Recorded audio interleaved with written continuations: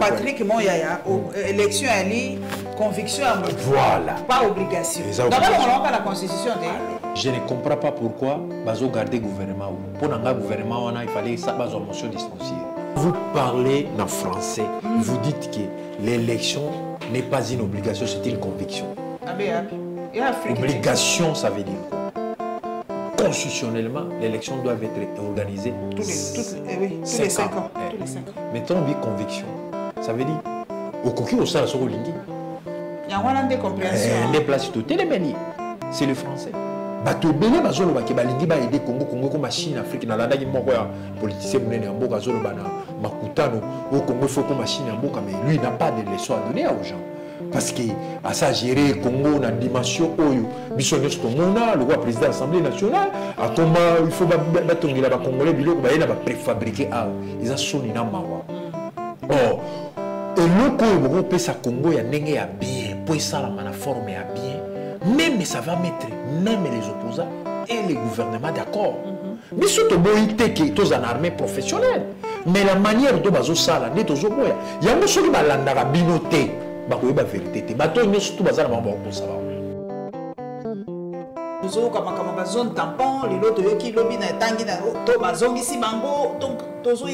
Oui, le président de la République, c'est très bien qu'on ne peut pas gérer un pays comme le nôtre, ici, dans la dimension, dans la richesse, sans une armée.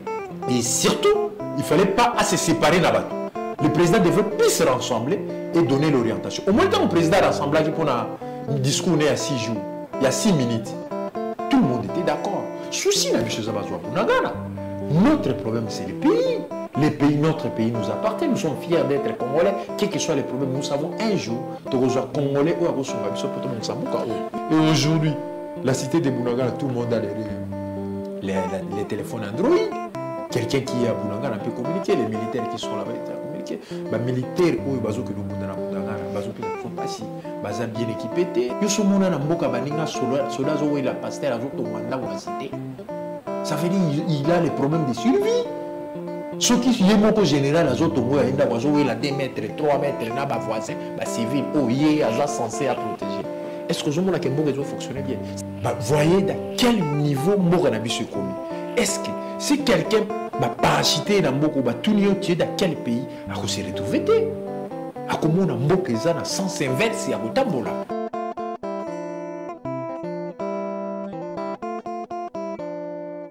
Esengo mingi nazaka toujours mesengo soki na kutani na bino lisusu bandeko lelo tozo yambela bino papa amuli SGA ya parti en vol ba wuti penza ma réunion makasi basaki na kati ya lisanga ya bureau politique na bango to ko yeba ba recommandation ni bipe to ko beta kaka bon misano masolo actualité ya mboka na biso papa amuli esengo lisusu mingi ya kutana esengo penza mingi pona ngamo papa amuli na yebi ke bureau politique ya parti na bino ekutanaki oui tout na ningi na yeba eloko nini ya sika bobimisi ba recommandation nini ebimi kuna penza pour na bonne marche ya parti na bino pe na yebi ke ba répercussion na ngeza lipe pona Congo.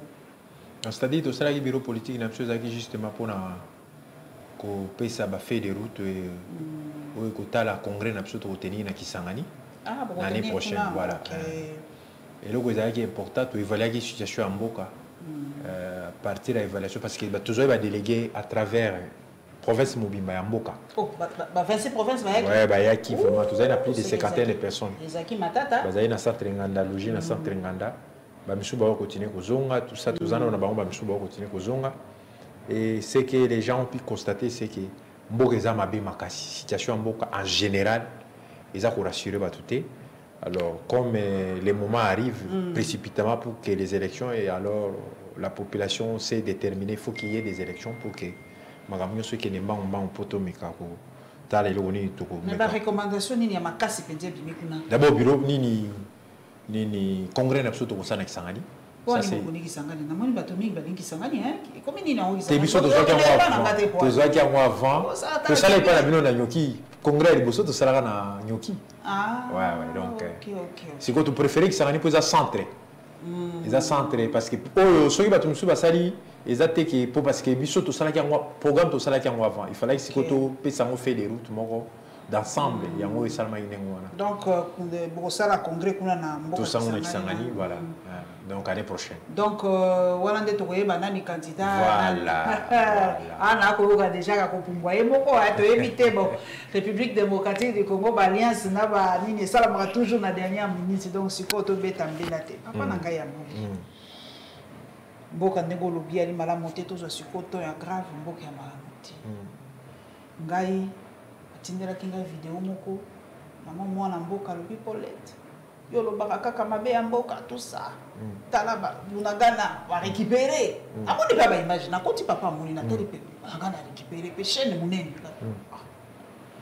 c'est kinga na komi sous-informé to ni na bandi ko luka bunagana ezaka kana maboko ya ba M20 balobi na biso papa moni to ko samu na muti ba journaliste ba komi banti patriote balingi mboka te nayebi ki en vol ezaka na bato abwani ndenge ozotala biso tokosala mosala papa moli tokosala mosala mabe mpenza mbalo mpenza yo sikoyo okritike biso est-ce que tokosala mosala mabe bajournaliste nyonso en général oyo botangaka na Twitter oyo botangaka na télévision oyo bosaka tokosala mpenza mosala mabe.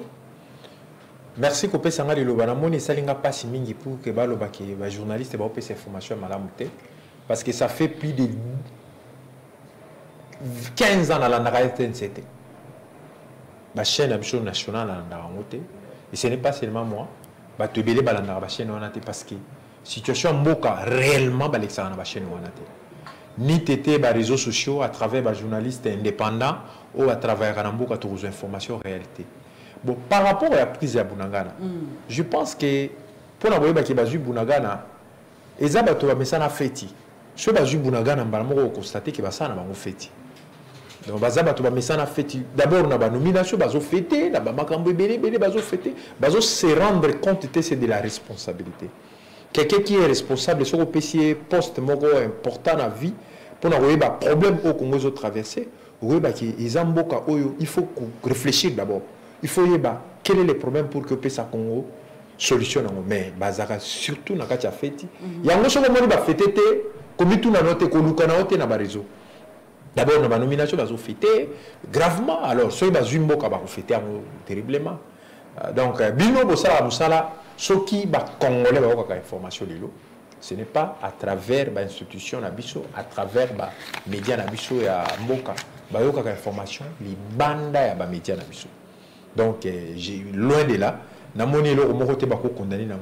oui, que Steve Wemby a même Patrick Mouya, ministre de la communication, a lobby que Bakangi était ma côté la clandestinité pour lobby penza yé penza ndé azali ko relayer penza maloba ya bato M23 ndenge nini ya yebi makambo ezo le kapuna na fond donc asa vraiment contact avec l'ennemi Nicolo a komona na tête yebi sikalité famille na yebi ba yebi sikalité donc ba correspondant surtout à ba journaux ya ba pa comme RFI Jeune Afrique Reuters Voix de l'Amérique. Mosala to yebi sundenge basa mosala te po tozo yeba tendenge ya kosala mosala situation est grave que institution na biso epesa biloko wana omoni biloko wana ba gérer avec toute responsabilité parce que ceux ba gérer avec toute responsabilité ba biloko nyonso bo salia te parce que soko moni mutu azo s'attaquer na mutu ça veut dire il est loin de la réalité parce que le problème qui est réel oyo bango ba osala yango te mais ba okende mama mususu d'abord na ko son dakisa moko po ba kembo eza malamu te. Mboka na biso eza malamu te mais na oki ke président qui cause la médiateur ya problème à Tchad. Ozomona te que ça problème. Président comment ko ndima cause la médiateur pendant que problème ya ya cité. Biso moko tozana no awa toza divisé sensiblement par rapport à la décision mauvaise ozozwa.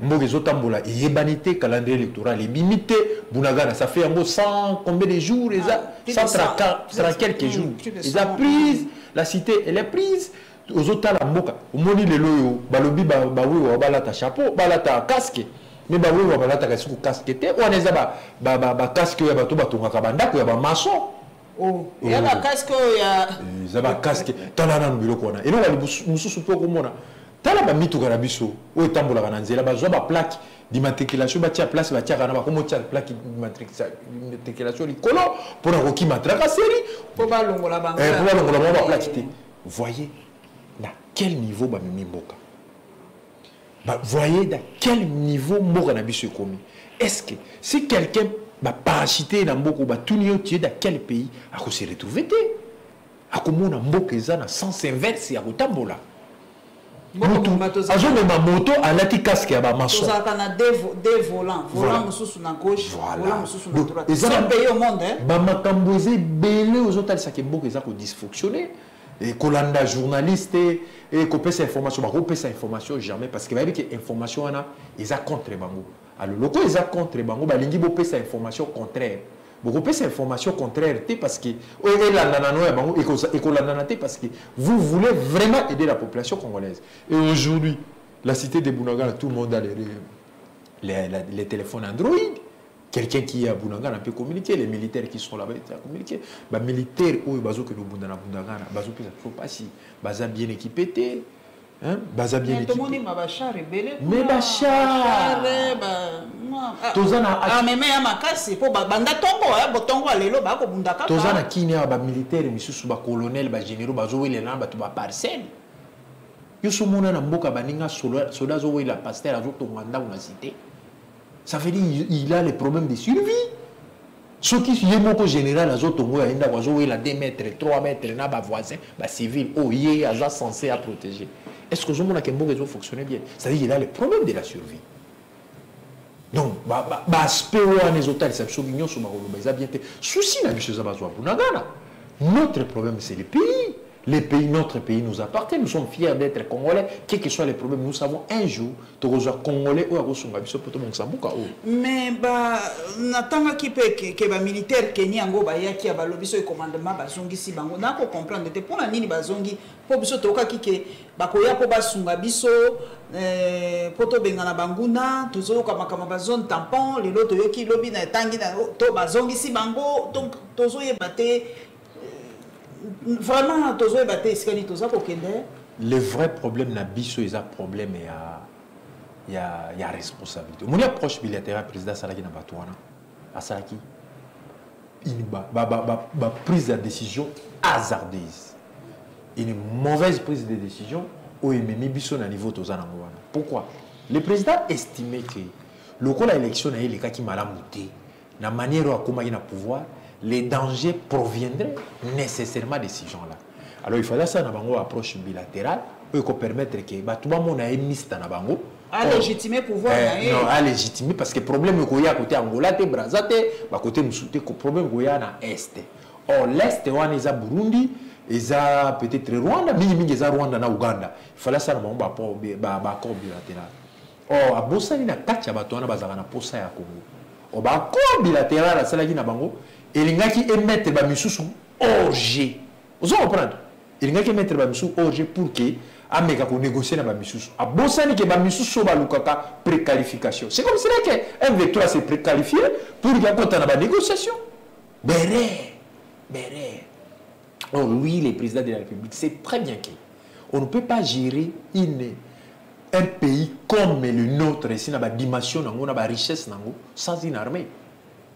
Sans une armée dissuasivité. Mais toi, classé ceux qui 8e, chaque jour, dressons nos fronts, longtemps courbés. Ça fait 70 ans que nous avons biloko wana mais sur tali, tous aka théo za sou courbé te na mbalo ezaka affronter na mona mu Congo tout écouter na libulu parce que le président n'a pas si prendre hymne national wana pour mettre en valeur. Au moins en Allemagne, hymne national l'Allemagne d'abord. C'est l'Allemagne avant tout. L'hymne national est un symbole et un résumé à façon de diriger les Mboka. C'est ça le problème. Le président a comme le pouvoir, au latin, la Zaïroise avait aussi ses problèmes à lui, mais Mobutu n'a pas aimé. Le problème, nous se connaître comme en 1966. Il fallait que le président la Bissot, comme on a point atala, la problématique nous et surtout, il ne fallait pas se séparer là-bas. Le président devait plus se rassembler et donner l'orientation. Au moins, quand le président rassemblage pour un discours il y a 6 jours, il y a 6 minutes, tout le monde était d'accord. Mais tant que le soit l'union sacrée, et comme le problème à président de la République, tout à sa rassemblage, c'est moi qui dirige, tout ça, Papa Denis Sesanga Santengenine makamona ya kokitisa train de vie ba institution est-ce que l'équipe assemblée penza to bazaka ba salaire onga commission ngona ndeni ni soit commission ngona ndeni basali bayoka ki bango basali commission bonga na ko lo baté pour il faut président imoko lo ba makambo ko lekana commission basali commission balba ba futa commission na ki toko mingi pona dossier wa balba ki toutes les conditions sont réunies pour que commission ane sala bon tano ba biloko pona ko yoka député bi salaire na biso ezebele salaire au biso ba pesa biso eleke belé to meka kotala mboka to meka kokitsa train de vie par rapport à la situation ya mboka balobi non il faut pas ça les commissions ba attendre ba yoka e ba futa ba twana ebele musolo e bima lisusu ya mboka pona ko yoka mutu oyo jusque là si tu cherches 10 députés ou 100 députés autour du barreau salaire na bango pesa 100 réponses différentes ça veut dire ba yeba salaire na bango te ça veut dire ça montre la suffisance que mboka est géré na ba clientélisme alors biso to le ba avant commission ça la musala na comme ça tu connais ba conclusion na bango aux andeni mais papa Mbosso pa ça rappelle clair net mikolo par rapport à ma situation zolekana na Rwanda kuna za ko ba quitter les groupes armés wana kuta lo ba banda kala baza ko pointer kaka Rwanda bon lelo yo officiellement mon kimo ba wi ke Rwanda mtako attaquer biso pour la nini tozaka na ba relation na bango bato baza ko mituna pour ni tozo kata ba relation te pour la nini tozo sala kasi déclaration de guerre en officielle te pour la nini tozo sala ba signaux fort te lo kwa ko ozwa papa Karega kozongisa yekuna tozaka ka diplomatie boye kaka kolela le bana mboka na tuna to sala nini ba signaux nini fort to sala par rapport ya Rwanda ngoka se omokili mo ba ebike bazali nde ko bundisa biso. Problème à Congo, il y a la responsabilité à dirigeant, leadership national toujours été. Le problème à Rwanda, il y a un faux problème. Il y a un président qui convient pour ces pays. 3 ans suffisent pour tout régler définitivement le problème à Rwanda. Le problème est la guerre, le problème est l'approche, le problème est Koyokana. On fait la guerre dans le dernier ressort. Ce qui est la guerre, ça veut dire qu'il faut épuiser toutes les voies possibles pour que Koyokana. On a besoin à niveau tous en Rwanda des problèmes de leadership, tous en faible leadership où il y a comprendre les thèmes qu'on s'engager peut réfléchir au-delà parce que moi personnellement je réfléchis comment. Problème nyoso tant on a l'activité professionnelle là, je vois tous les contours ya ba makambo ezo aturenga et je trouve les réponses adaptées par rapport au problème là. Ce qui président Mboka a botami aza d'abord congolais a botami na Congo akoli na Congo a yebi difficulté ni tous en Rwanda. Atiki Barwande c'est-à-dire il n'a rien compris jusque-là. Ce que moi, tous en situation, ils ont comprendre. Mais ça, quand même, réforme, mais il y a pour exfiltrer bateau, mixage, nous voulons que l'armée soit professionnelle. Les problèmes de professionnalisme et de l'armée, et que ça la fleur correcte. Il faut ça dans les fonds. Il faut ça dans la structure. Ils ont en opposition. Tu éviter matrice ya armée na biso même biso bato opposition zo rassurer biso te lelo yo moni toza a onakini soda zo tambola na kini zo mona zana sachet na maboko soda zo tambola na kini azana gold azana bilamba na kati ya gold ça veut dire tenir azana kati ya gold soka komi quelque part alongoli teni asali oya ko sala après tango azozonga alati teni po aluka moyen ya kufula sa carte na nini parce que il a des problèmes parce que teni pesa na problème teni donc nous voulons que il faut définir nini babinga ngoni matrice ya ko aider armée ozomona bato ebele bazolo ba ke balingi ba aider Congo ko machine Afrique na landaki moko ya politicien munene ya mboka zolo bana makutano au Congo faut ko machine ya mboka mais lui n'a pas de leçon à donner aux gens. Parce que à ça gérer Congo na dimension oyo biso nyos to mona le roi président de l'Assemblée nationale a comment il faut batongela ba congolais biloko ba yena ba préfabriquer a ils a soni na mawa oh et le ko pesa Congo ya ndenge ya bien pour ça la mana forme ya bien même ça va mettre même les opposants et les gouvernements d'accord biso to boité que tous en armée professionnelle mais la manière de bazo sala ndi tozo boya yango soki balandaka binoté bakoye ba vérité te bato nyonso tout bazala mambo ko saba papa na kai na ituri na ebi ke ituri ari province no de cœur situation ya ndenge nini lelo kuna situation za mabe makasi parce que ba milice wana ba ka ba kodeko ba biloko ba ko semeka terreur to moi akalmia moke bazana bango normalement et loko zo qui était bango ezate basenga qui démobilisation salamité et situation ya ba recette bazolo ba recette zo matame banzele kufi complètement biloko ezotongama parce que les individus font les commerces extravertis avec l'Ouganda. Ces gens-là peuvent encore travailler, mais l'État n'a pas structure pour fonctionner, il y a un dysfonctionnement total. Parce que Banzela ou percevoir des taxes, ils ont la réhabilité, ils ont la traité. C'est un problème. Fonds ou besoin belé beaucoup il n'y a pas de problème. Mais bon ça va l'argent, l'objectif de l'argent en double. L'argent a plusieurs dimensions de travail. On peut terminer cette guerre à l'éternel avec l'argent. On peut aussi terminer cette guerre à l'éternel. Parce que quelque part, on impose la paix. On peut négocier à un moment donné, mais la loi dit plus fort. Parce que pour nous, la paix, il faut qu'on ait dimension. Alors, si je continue avec ce monsieur-là, c'est ça le problème. Alors, le cas ça pose les problèmes. Bon, ces autres dans la banque centrale, ils doivent utiliser cet argent. Et ça, le papa,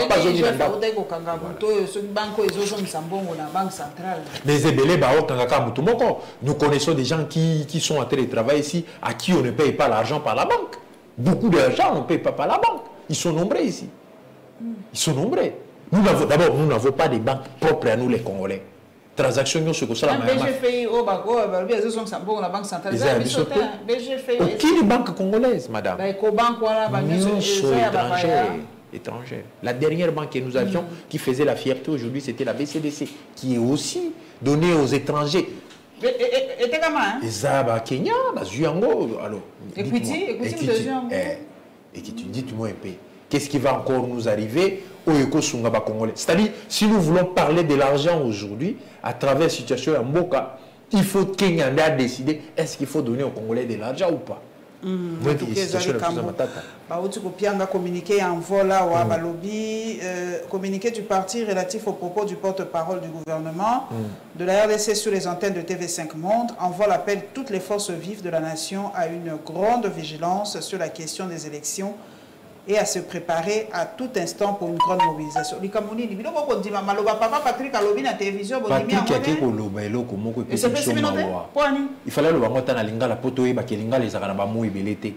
quand vous parlez en français, vous dites que l'élection n'est pas une obligation, c'est une conviction.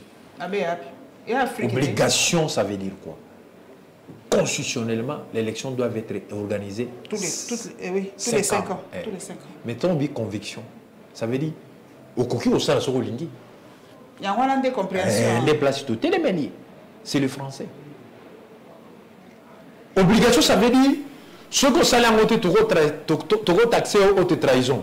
Ou bien tu vas poursuivre, ou bien tu vas presser ma contrainte belé. Mais comme conviction, bon, ils ont conviction dans son mandat pour le si nous avons une conviction, ça veut dire ne peut ne pas les faire. Donc, on a Patrick Moyaya, élection à lui, conviction à moi. Voilà. Pas obligation. D'abord, on a la constitution. Alors.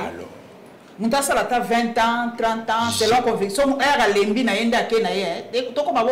Je ne comprends pas pourquoi bazo garder gouvernement. Pour un gouvernement, il fallait une motion distanciée. Nous avons un exemple 5. Patrick Mouyaya. Il était dans le G13. Il connaissait les faits de route que les G13 avaient présentés. Les G13, c'est qui? Oui, ça l'a pour retourner, retourner, leader. Après,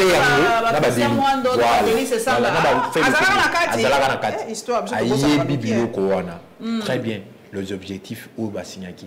Batamboula qui partout, Batalaki, Nengeni Batubayambaki. Il connaissait très bien. Et à l'issue, il y a tourné, le président Boule a créé Union Sacrée. Parce qu'il y avait déjà une fusion au niveau de l'Assemblée nationale. Patrick Aïbiango, très bien. Alors si Patrick fait ça, vraiment c'est malhonnête. Parce qu'il trouve un petit moyen, moi j'ai des amis qui sont en Europe qui regrettent comment ils ne peuvent pas retourner un jour dans leur pays.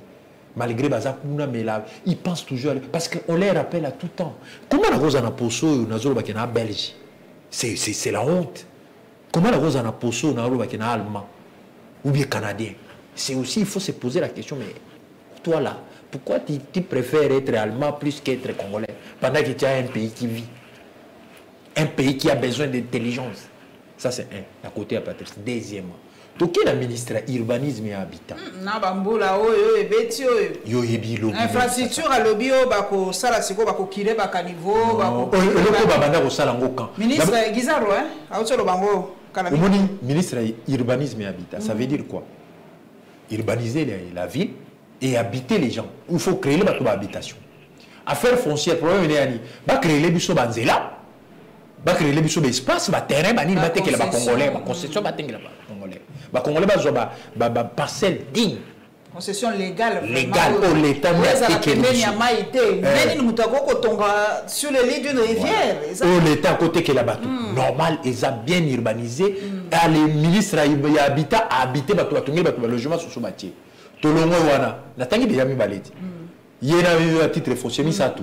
Toqué le ministère de la Défense. Est-ce que le problème à Bunagana, est-ce qu'ils ont préoccupé? Est-ce que ça les qui a expliqué?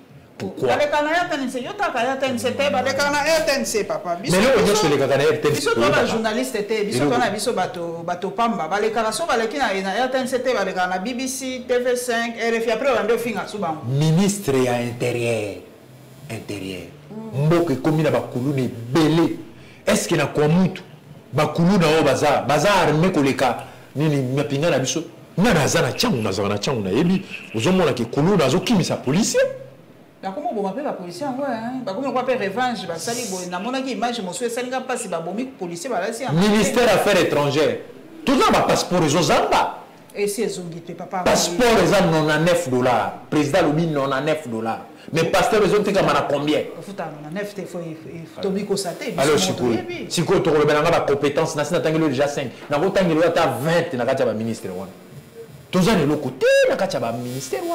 Donc, je ne sais pas quand tu se réunis pour faire le conseil des ministres, ils se disent quoi? Franchement, je me pose la question. Mais tu peux te demander dans l'intérieur en boca. Quand celui de l'enseignement passe, il se tape la poitrine qui non, enseignement zotambola. Enseignement, c'est faux. Moi, je suis la bana. Oh, la longo, la bana public. On dit enseignement privé catholique public, et c'est mieux. Aujourd'hui, nombre de comme belé. Va changer biso ba thème, ba ni ba nomenclature. 8e, 7e. Les autres ont confusion mais au fond, il y a rien, il y a même enseignement. Aujourd'hui, les gens qui trouvent qui obtiennent des diplômes dans ces pays, ce sont des chercheurs d'emploi. Ce ne sont pas des créateurs d'emploi. Enseignement mal orienté. On va traiter on va me fond, 8e, 7e, au test il y a Tenasop, au Tenaf. C'est de n'importe quoi. Quelqu'un qui finit en mécanique, incapable de faire un métier pour lequel il y a Tangeli. Quelqu'un qui...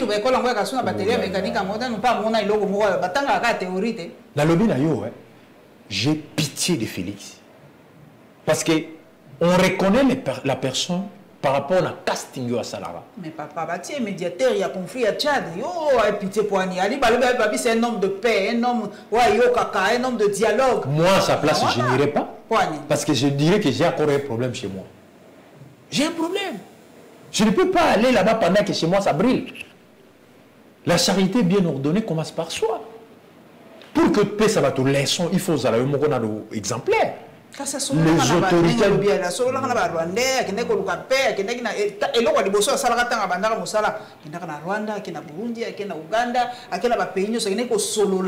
mais dernièrement outil na Grande-Bretagne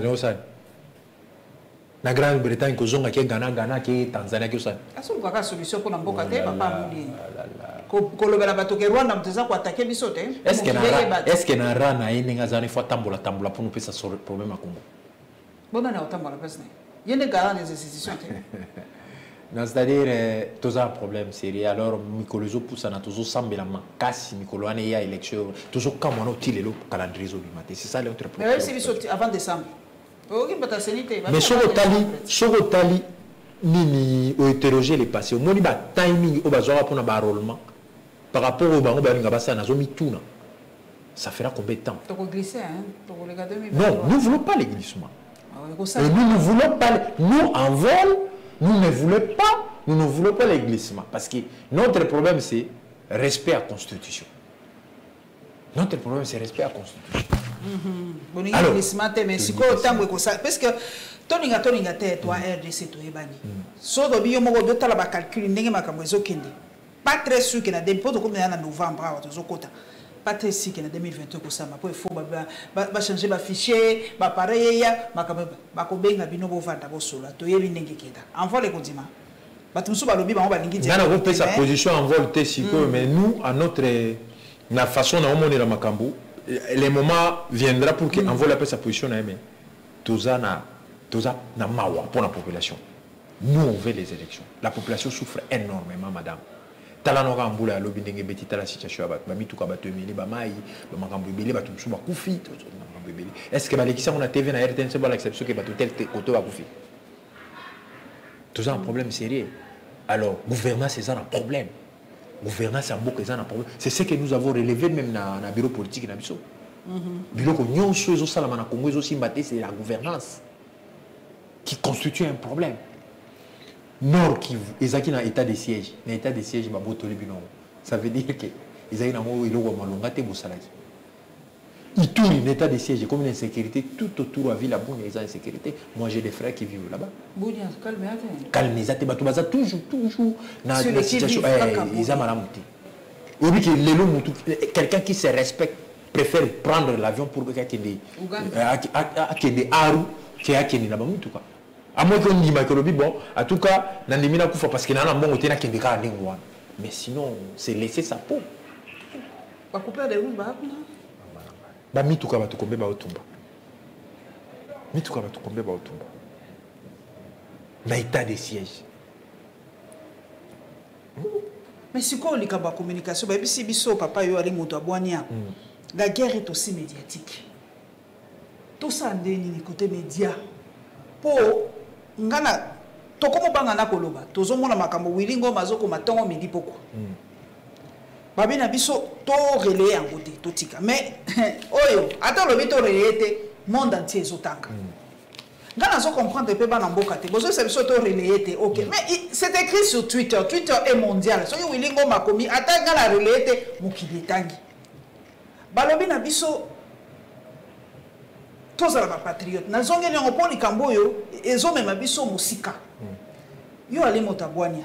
Tous les kaka communiqué, il ministre de la communication, de la défense pour te relayer, tout ça tout kanga monoko, tout vanda sui par rapport à pour tout ça sur les médias classiques té. Mais ce qui est ce qui biso tozolo baté nani akolobela biso kasi. Nagasi n'a pas répondre. Okoko répondre papa. Nagani, ce qui est important pour nous, les dirigeants doivent savoir que les Congolais pour la balkanisation, ils n'en veulent pas. Bah, on dit Marango paye sauter. Ça, ils doivent se rassurer pour ça. Mais ce que nous leur demandons, c'est de pouvoir faire ce que les Congolais veulent. C'est reprendre le Bunagana. Bah, utiliser tous les moyens. Mais sauf que le problème de la Bunagana, sans négociation. Négociation, ils ont reprendre les choses. Mais les combats là, les combats que vous devez mener, c'est ça, guerre médiatique. La balkanisation, ce n'est plus possible. Vous le faites tous les temps. Aucun Congolais, même à la province Nini, où c'est ma balkanisation du Marangote. Et la manière dont on a géré le pays pendant 60 ans, les Congolais aiment tellement que leur pays, même les beaux bazans à la frontière dans le pays, ceux qui ont la balkanisation, oh, c'est moi. Moi, je suis de la frontière. Mais Bicho Moruto aspire même qu'on a balkanisé. Ça doit rassurer le gouvernement. C'est à lui de pouvoir faire un effort pour nous rendre heureux par rapport à notre situation. Il y a insécurité. Est-ce que le gouvernement, l'autorité, va communiquer tout le monde? Mabé Makasi va communiquer Mabé. Ils ne savent pas communiquer. D'abord, ils n'ont pas à communiquer parce qu'ils n'ont pas de bonnes informations. Pendant que les informations aujourd'hui, ça trécoise. Les bonnes informations, il y en a. Si je vais avoir le problème de l'Itourie, tout de suite, là, j'appelle à Mounia. J'ai mes frères, mes grands frères, tout ça, mes petits frères qui sont là-bas, j'appelle. Et j'ai une bonne information. Et maintenant, si je vais attendre des Mouya, des Patrick, ministres, une information pareille, je serai d'ici. Alors, faut-il recourir à tout. J'ai des amis qui sont des militaires. J'ai des amis à moi qui sont des colonels. Au tout temps, bazali ozomona naza na banoko na nga oyo baza bacolonel sikoyo soki bango bato yango moko kaka wana batindelaka biso bainformation mosusu soki topiblie tobimi bantipatriote tosande bakoma koyebisa biso bino nde boza bavoi na biso mpo biso armé elobaka te situation eza bamba soki na piblie babengi nga antipatriote sikoyo bana mboka bakoyeba mpe ya bosolo ndenge nini patriotisme yango sikoyo tozoyeba te notion yango ya patriotisme ezali ndeni soda mosusu akomelaki nga moyena ntanga komona eza te alobi basali autant de jours alei te mbongo ekomi te boye na boaza komilela tindi na video moyena publie réalité mpo bakobenga nga antipatriote sikoyo tokoyeba vérité ndenge nini tokoyede bango ndenge nini tokosaka tolobaka ke tout va bien to tosambosa ndenge nini place wana nde biso bajournaliste tokomi na sérieux problème. D'abord il faut pas comme ça soit patriote. Nous ne sommes pas des patriotes parce que la manière de gérer mboka moto azotambola na cortège na ye azolinga bino tout beau déplacé pour y aller parce qu'il est ministre, parce qu'il est député, parce qu'il est vice-ministre. Ça, c'est rendre les gens antipatriotes. Pourquoi? Parce que pour que comme ça va trouver patriote, il faut pas trouver un terrain à Bango vraiment accroché dans Mboka wana. Les gens se lèvent tout le matin pour dire que Baluka baki Mamboko. Comment les gens doivent venir?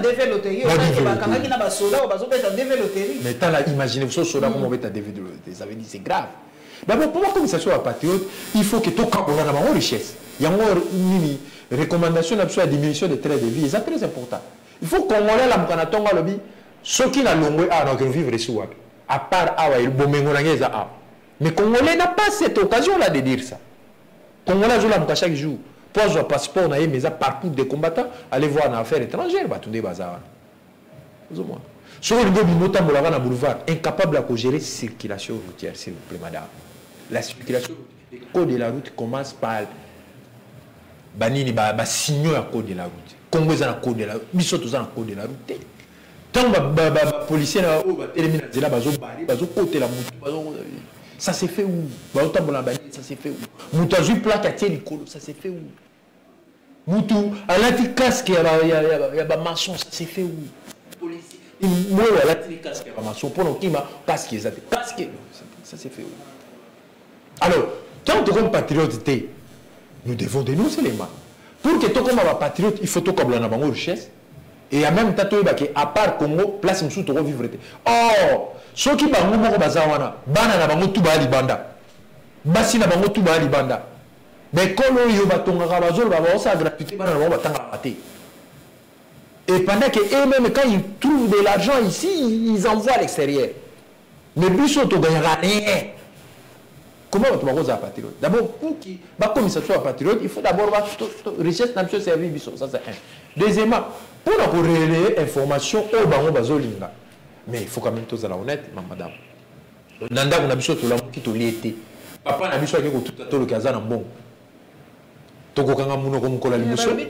Mukola mi balé tokokanga, mukola mi sa tokokanga. Munoko eza ko liate ko lobani. Tokokanga.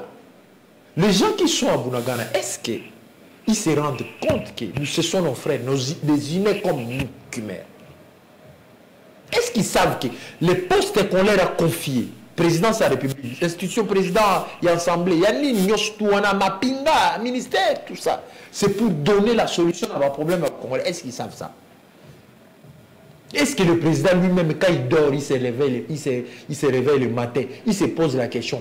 Moi, j'ai appris à diriger trop jeune quand j'étais dans les humanitaires. Et quand, à chaque fois, j'ai compris que je dirigeais très bien, quand j'ai laissé les gens, et j'étais mité pour partir, je me rendais compte comment les gens me plairaient. Au même moment, le chef Moussoussou, après, Bazole la gamme. Pourquoi? C'est parce que j'étais humain. Au-delà d'être chef, il faut être aussi dirigeant. Ça veut dire qu'il faut voir aussi les sociales des autres. Aux chefs, vous avez pour avoir salabou. Tout n'a pas maman nanda walié, maman botaki, moi n'a bien. Un chef qui ne sait pas prendre les sociales des gens, comment peut-il diriger des gens? Pourquoi Mundele a réussi à diriger?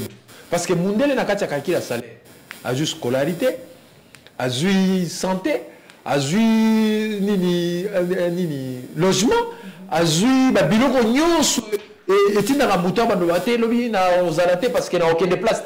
Mundele a juste nyonso à Tiango. après au commis service à modèle.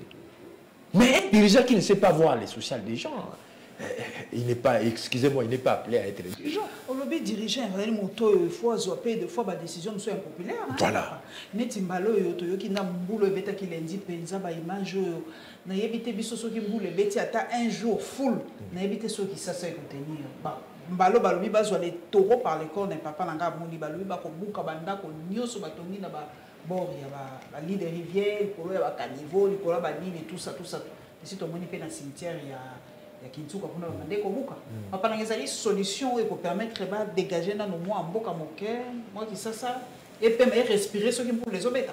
Moi je suis un agronome de formation, ingénieur technicien en agronomie. J'ai vu les trucs là de Kinbopeto. Oh bazo ça recycler à bouteille à plastique. Madame, est-ce que vous savez sachet à plastique, bouteille à plastique, na kacha mabele be baraté. Et coupé après surtout plusieurs centaines. C'est plus de 500 ans. Mais la capacité à absorber les bouteilles là pour aller transformer ça et la capacité de produire les bouteilles. Et ça a commencé ensemble. Or, la capacité à ramasser, il fallait la 100 fois supérieure pour que le monde en a été. L'île des rivières, il y a des bouteilles en plastique. Il fallait la 100 fois supérieure pour que le monde en a été. Il y a des sachets, il y a des bouteilles. Mais il y a des bouteilles qui sont tombées dans le caniveau. Il y a des bouteilles qui sont tombées dans le mais bazolo baki na mibeko liboso président Kabila Zora nini mikano ya kolongola ko supprimer sachet à plastique importation na production même na Brazza ils ont raté na Brazza production à sachet à plastique ils ont raté na importation na ils ont raté mais pourquoi ils ont simbaté parce que mon solo kanya que zo tambola la société wana so ya benga pesio mon campagne zo lu ko wana. Il faut diriger les gens en contre-courant. Pourquoi l'opposition a les amalams? Parce que si tu estimes que diriger, ils peuvent aller à la contre et à la volonté d'une communauté pour donner la solution à cette communauté. Parce que Moutou, naturellement, la pédagogie, elle est dans un milieu naturel, ça contrainte. Alors, pour que Minele a comme un propriété, contrainte les amakasi. Parce que dans les États-Unis, ceux qui Moutou Ganaïs, et par exemple, pour ma foot et sopani a déplacé à télémiwana à bengi service na bango et nettoyer place wana bazui biloko wana ba bendi mutu wana ba ici à Kinshasa mitu kezo me mabaze les autres sopango zela tina boulevard na miso ba konzi et d'ailleurs kutu za ba bitu kana ba konzi yango nde sala ka biloko wana wana oh ba biloko wana nyoso to ezotambola wana na kirage na bango basalaka au veda tindi mutuka et ye longoli ba zelo et Sopia Molibanda, Vandisi pendant des semaines, les zongis sous la terrasse, baza capable de ramasser biloko ba Congolais qui ba Tilibanda. Dites-moi madame, est-ce que la capacité à agir n'engouane? Donc l'État n'a besoin de la contrainte en fait. Il y a trop laxiste. Il y a l'État moko donc il y a coopéra. Il y a coopéra. Coopéra na ngoma beta, contre commission na ngoma beta. Mais on ne peut pas diriger comme ça. On ne peut jamais diriger comme ça. On a la tindi de Konanga Charlie qui nous a la biloko tel. Na PCM ma kokite à sa la biloko wana. Quel est le résultat que j'attends de Charlie? Le résultat mitigé. Et cause à la soit et simbi, soit et simbité. Ceux qui n'a tinda gena bon, soit bon, on est communion sauté, tant soit foutu pe bien, tout ça. C'est. Non, on a PCM occasion à réfléchir si l'on a PCM. L'État il faut sa bon côté. L'État il faut pesa.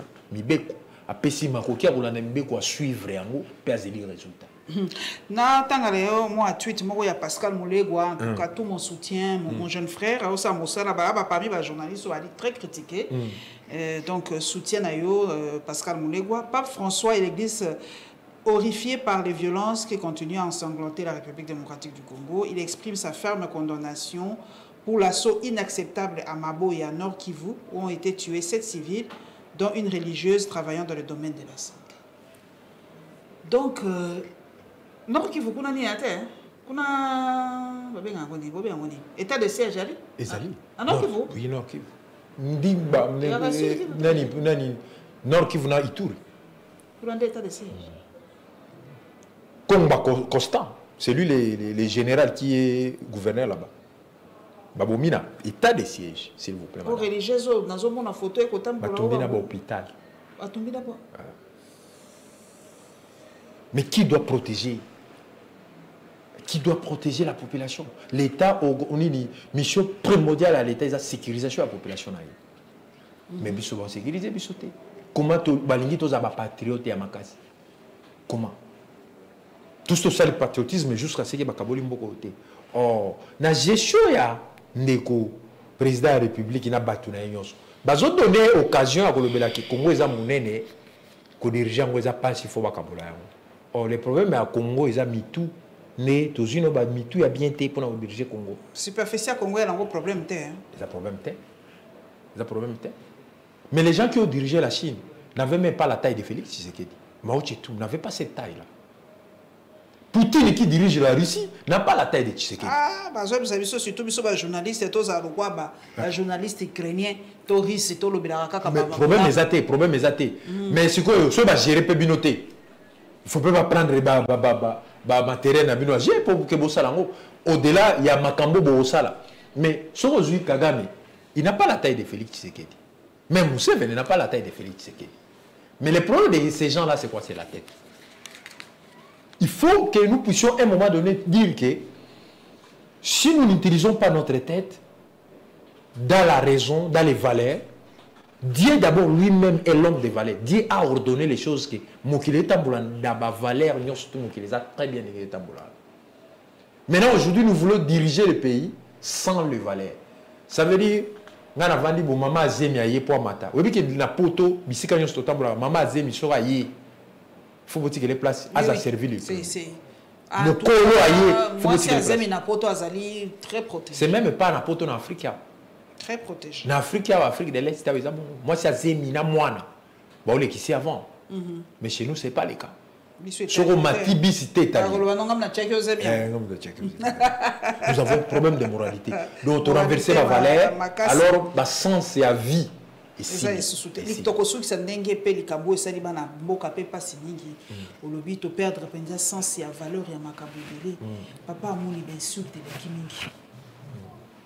Papa ceux qui sont congolais, sont mal éduqués, ceux qui sont parents et génération ont réussi. Pour la nini, tu as une capacité à finir. Même ngaku tu na yebité, moko ngade na zaka étonné. Les zarasu choqué te na commandé un étonnement ba tu finir. Tu continuer na lire oti. Donc na yebi que papa de lycée sanga pas finga mangi mingi na monaki déjà YouTube ya fille moko boye afinga ki alobaki lokwa moto akasai ana droit ya ko critiquer mokonzi ya mboka et pas na bango dictature ezali tout kasai doit soutenir le chef de l'état ba finga ki penza banda na seti likulu d'abord ndenge ni papa c'est ça a réagir ndenge ni pe malubano asuka par rapport à insulte nous sobino ba politique bozo vivre likulu. Mais d'accord ba une chose, Félix est président Kasai té. Soit le président Kasai azonga na Kasai. Il est le président du Congo. La République démocratique du Congo. J'ai le droit de dire à Félix Tshisekedi, il gère très mal le pays parce que je fais partie de la République démocratique du Congo. Ce qui est estimé que Félix est président de Bango, est allé Bango. Tout ce qui est Bango, je suis à Bango, il y a Rosa Biloko. Mais si j'estime que moi je suis congolais, je ne vois pas président Félix comme président de Kassai. Je vois président et congolais. Makamba Rufin, il y a éducation. Il y a éducation. Les lois pour nous un diplôme comme cop. Nous avons un soka lobby ça problème té. Les lois pour nous kota na musale comme cop. Nous avons un soka comme problème té. Parce que oui muto a joué éducation malamuté. L'éducation ça veut dire eza éducation ya ndako. Na minute par rapport ya ndenge bato bazako vivre. Il donne na ba progéniture na bango la mal éducation par rapport ya mboka ndenge pesi biso occasion ya vivre. Imaginez-vous sur le moment où au commun aéroport où vous voyager. Sur le moment où vous avez place où les cas. Peu de clairement. Mais à force de vivre dans un environnement où on a pression et vie na makambutu. Tu vas commencer à prononcer des paroles désorientées. Bon, les gens sont habitués à vivre comme ça dans une situation de pression. Il y a stress. Il y a stress. Alors ils se lâchent. Ils se lâchent. Alors la pression est telle qu'il y a un moyen qui Kinshasa. Nous ne voulons pas, nous ne prenons pas de soutenir en côté. Mais le problème c'est l'État peut s'amuser. Nous avons pris ce exemple D. Au bout qu'il y a un pays africain qui a filmé dans les états. Il arrive à éradiquer, à filmer. sur le gouvernement congolais à mettre un mécanisme à éradiquer, qu'on filmer, mais pour la maman, on a le droit de filmer. Bon, ça veut dire ils ont mis des dispositions et de l'ordre de telle manière que Moutou Sora Linga filmé, il faut Zanakati Anda Kunaende à filmer. Sora Linga Bima la voie publique, il faut se compter. Il faut se restaurant, le cinéma, le film. Pourquoi? Parce que l'État existe. L'État existe. Nous avons des agents de l'ordre et même qui insultent. Au Vani na Moutou Kanayo, n'embouteillage. N'a pas ce exemple. Où l'équipe barre à piéton. Et que le roulage a gagné brisque. Au télémi dans ce n'est pas une faute. C'est seulement, moi j'ai fait le code de la route. Ce n'est pas une faute. C'est-à-dire quelqu'un qui a dans la zone neutre et dans la appréciation au roulage, à permettre de continuer. Tout comme à cause des lycées, on a en attendant qu'il y a libéré, tout comme ça. Mais le roulage est au côté de l'autre. À brutaliser portier dans un fort côté. Qu'est-ce qui va arriver le premier pour Solana Yezani? Il faut le béli makamalo bamabe. Alors, on a vie modèle. On a un enseignement modèle. On a besoin de l'État et moko a tiki moka boulouye ke moka eza géré. Yango mers dépravation ya mers et comme na moka à un niveau très élevé. Moko ezotambola bien, bato bakoma rapé parce que bayebi ke nabima te makambo bien mais pas nabiso soko bimité makambo bien Merci papa Amouli, en tout cas on peut sa papa Denis Sanga. En mbote mingi en tout cas courage peut persévérer na congrès d'avenir ko sama na Kisangani. J'espère que tu vous en là. Dans ville à Kisangani mingi c'est une ville vraiment une belle ville qui dégage beaucoup de beauté, de beauté, d'émotions. En tout cas on sentit que histoire y a beaucoup mingi comme maman la Kisangani.